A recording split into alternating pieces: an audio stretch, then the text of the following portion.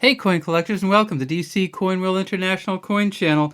And today we have three coins from 1969. Actually, we'll show you a few more in a minute. But these are the 1969 Denver, Philadelphia, and San Francisco mint coins. And you'll notice that the Philadelphia coin from 1969 does not have a mint mark on it. The U.S. pennies don't have the P mint mark on them. And so when you go back through, you will look for the U.S. pennies. You won't see a mint mark on them. Many of you know that there is a P on the U.S. 5-cent or nickel coins after 1980 and on the dimes and quarters, but there is no P on the U.S. penny, and that means the Philadelphia Mint. Now, we're looking at these coins today because we got a bunch of inquiries. Like people said, well, how much is a 1969 U.S. penny worth? What is the value of the 1969 D? And why is one of the 1969 Denver Mint coins worth over $100? Well, we'll try to answer some of those questions today as we go through these. But first, let's take a really good look at those mint marks. And if we look here, we see this is the D for Denver, and that's pretty clear. Nothing for Philadelphia. And if you see any kind of mark down here, that means it's probably a Denver or San Francisco, because Philadelphia had nothing there. And then this one you see is the S, and the S is a little bit worn, and you see maybe a little bit of extra material in there. That does not make this coin worth much more. And you also need to recall that in 1969, the San Francisco Mint made just regular coins. So they made general circulation coins as well as proof coins in 1969. If you find one of these 1969 S's in a proof version, and in most cases that means it'll still be in plastic or in some kind of container or retainer, the proof version of the 1969 coin is S coin is worth about $5 or $6. It's still not really expensive. And the MS65, in other words, if you get one of these, any of these three coins in a condition that's essentially pristine and has been graded as MS65, it'll be worth between $7 and $15, depending on kind of the coloring and some of the other stuff, maybe even a little bit more. So, what's going on with this penny? Well, it's the 1969 Lincoln 1-cent coin. We have Lincoln there, and God we trust at the top, liberty behind him, the date underneath his chin, and way, way down in here, if you have a newer coin, you'll see a V, a D, and a B. And you're not going to see that on this coin because it's all worn out. And that's from the engraver's initials. Victor David Brenner was the engraver, and you have to tip it just like this, and it'll be right under there. And this one you can see a little bit of junk there, but on these ones you're not really seeing any VDB on these ones. When you turn it over, you see it's the Lincoln Memorial.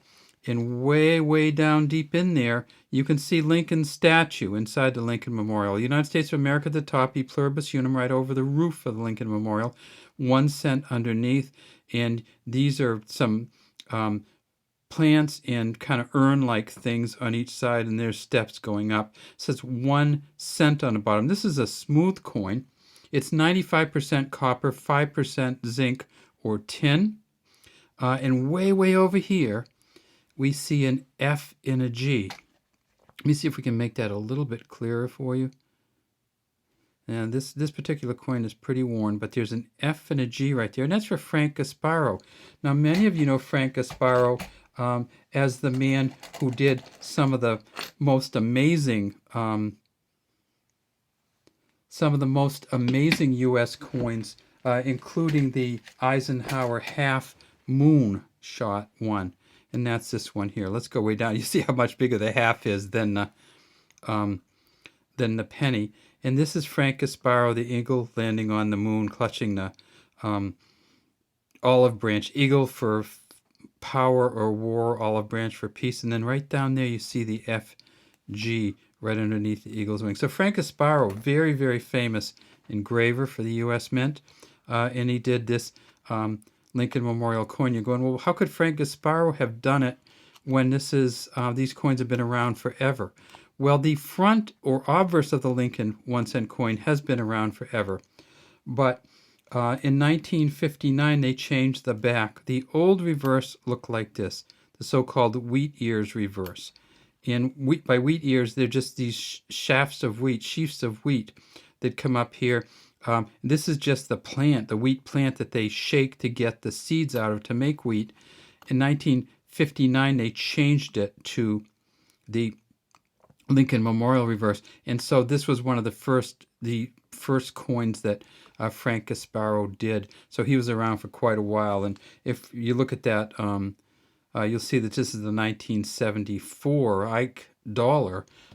So this is 15 years later, and Frank Gasparo is still going strong. All right, so I said I'd talk to you a little bit about the 1969 Denver Mint coins, but first let's look at this S. Again, S was a regular mint mark in 1969, not a specialty one, unless you have a quite different finish on it. But let's look at the D.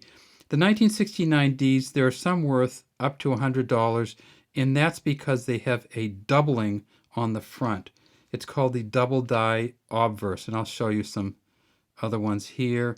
If you got one in this shape, it might not even be worth very much at all, but that's not one. We'll look at these 1969 Ds. Really, you can't see any doubling there anywhere. Let's keep going. 69D, no doubling on that one. We got a bunch of 69Ds. Why do we have so many 1969Ds? Well, I'll tell you. Because they made 4 billion of them. In 1969, the Denver Mint made 4 billion 1-penny coins. The Philadelphia Mint made 1.1 billion, and the San Francisco Mint made 544 million.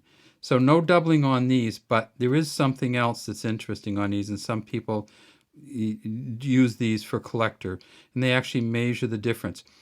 In the 1969 coins, we have a number of varieties where the date moves or the D moves.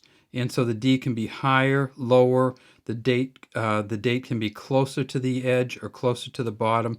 And these particular coins, kind of hard to tell.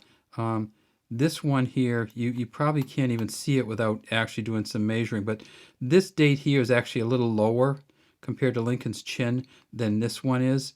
And this one's the highest. What you'd have to do is actually get through and measure it. And these Ds sometimes move in and away from the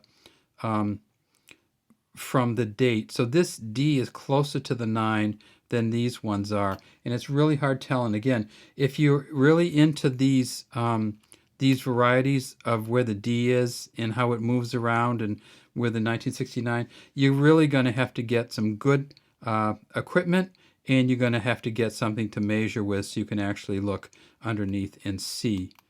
All right, so 5.6 billion 1969 Ds, Phillies, and S's. And that's why there's so many of them around, and that's why we get so many questions as to their value. Unless these are in pristine condition, these are not going to be worth much. They're going to be worth a few cents each, maybe up to $1 if you don't have one, or $1.50 including postage. So good luck looking for them, but good luck. It's going to be really hard for you. You're going to have to be really lucky to find a 1969 that has any value over, say, 75 cents or $1. Have a great day from DC Coin World International Coin Channel. We'd love to have you subscribe to our channel and leave any comments you might have in the comments section.